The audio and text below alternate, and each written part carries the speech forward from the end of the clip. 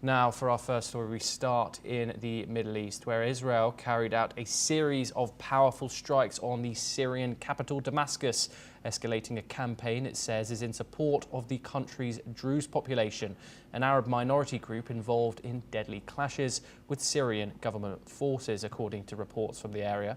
The strikes, which Syria said killed at least 3 people in its capital, sent US officials scrambling to prevent a larger clash between the neighbouring countries, with Syria agreeing to withdraw its troops from the southern city of Suwayda and a new ceasefire deal with Druze militia in the area. Earlier today, in a televised address to the nation, Syrian President Ahmed al-Shara said the nation was faced with 2 options: either an open war with Israel at the cost of our Druze citizens, or allowing Druze clerics to return to reason and prioritise the national interest. Now, following the massive strikes, Russia has condemned Israel's attack. The Foreign Ministry has said that Israel's airstrikes on Syria are a violation of the country's sovereignty and on international law. The Foreign Ministry has further confirmed that the path to solving the problem lies through dialogue and strengthening national unity. We're now joined by our guest, Mark Sutherland, who's a geopolitical commentator. He joins us live from London. Mark, thank you very much for joining us once again on the programme. These compelling strikes, yesterday we saw visuals coming in from a news report, actually, on 2 occasions of it in the background. Compelling stuff. Could you give us a bit of background on why these altercations started and the possibilities of further escalation here, Mark? Joshua, good to be with you again.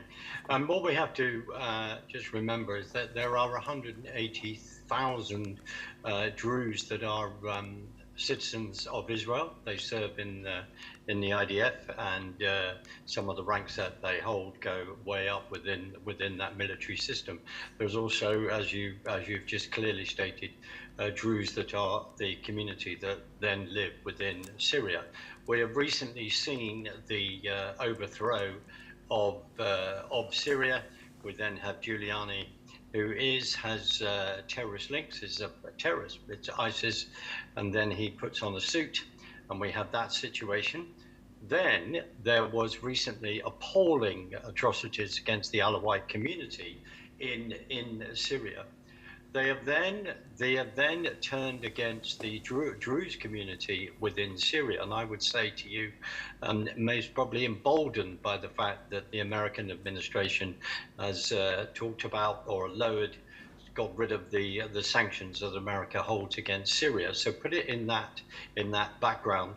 So then we are then seeing jihadist terrorist factions then coming down to the town of Suwayda, where mainly the Druze live within that region, and of course within an ideology that where you have another group of people that do not follow your ideology of jihadism, then they are fair game, and then they are seen as infidels. Hence the attack, because Israel has Israeli citizens are Druze. After warning, then I think there were drone attacks, but then the fighters have gone in and dropped armaments as a warning in their eyes to say you need to back off, because these are members of there is a joint community here.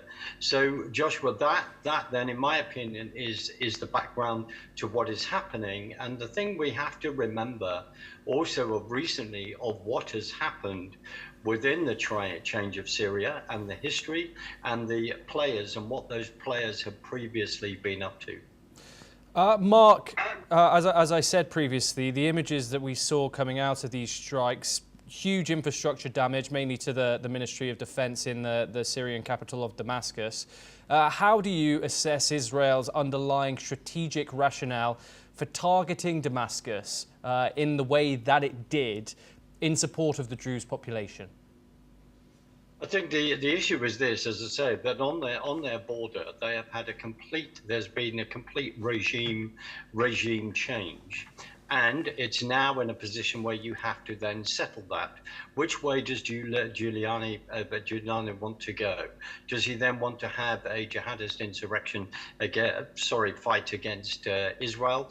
Or is this way where Israel is taking this action, securing their border, being on the other side of the Golan Heights, to then say, well, we want a demilitarized buffer zone, plus we want to protect the Druze community there. That is all part of this. It's all then escalated up. Because remember, if you've got jihadist movements that go down to the south of Syria, it's then the targets that they are then able to reach within Israel. And Israel will not put up with this whatsoever, because as we see what's been happening in Gaza and Hamas, which we had a comment on earlier on the segment there. So this is why, Joshua, they are then looking at their borders. We also have to remember how much Turkey has played in regard to supporting the change of the regime. Israel is mindful of all of this. They are in the Middle East. They are the Middle East experts. It's their country.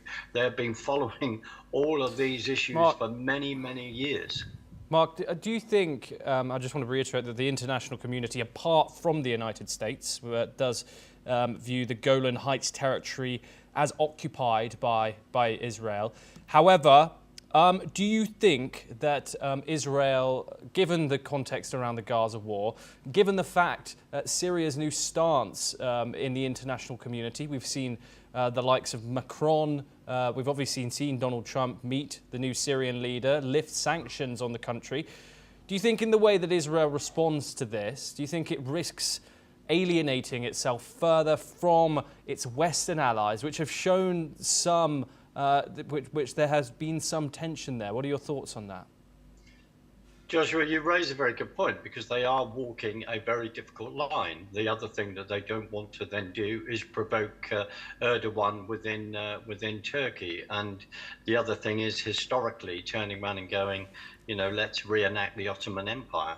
This is not easy at all. And if I remember my history previously, Syria had been under Ottoman control for 400 years. Whether people think all of this history is relevant over here, it is very relevant within a Middle East setting. They are walking a very difficult line, but also when they are fighting this war on so many different fronts, they have actually decided to say, look, the Golan Heights, in regard to their security, when they got those in 1973, that is extremely important. If they gave up that position, then from the Golan Heights, you can very easily fire into Israel. So they are not prepared to give that up. But because of the actions of other people by the border, they are taking defensive action, Josh. Mark, what we have just covered is Russia's response to this situation. Russia is a country that has huge interests in the region, specifically in Syria. How significant is this Russian condemnation of Israel's actions in terms of Moscow's own influence over Damascus and its military presence, which is large in Syria? Well, of course, it's to them. It's important. We also know the amount of interaction that they had with the Assad regime, etc. in the past, in very, very recent years, very recent future of a few months ago. Yes, it has to be listened to. But the key is this, Joshua, as well.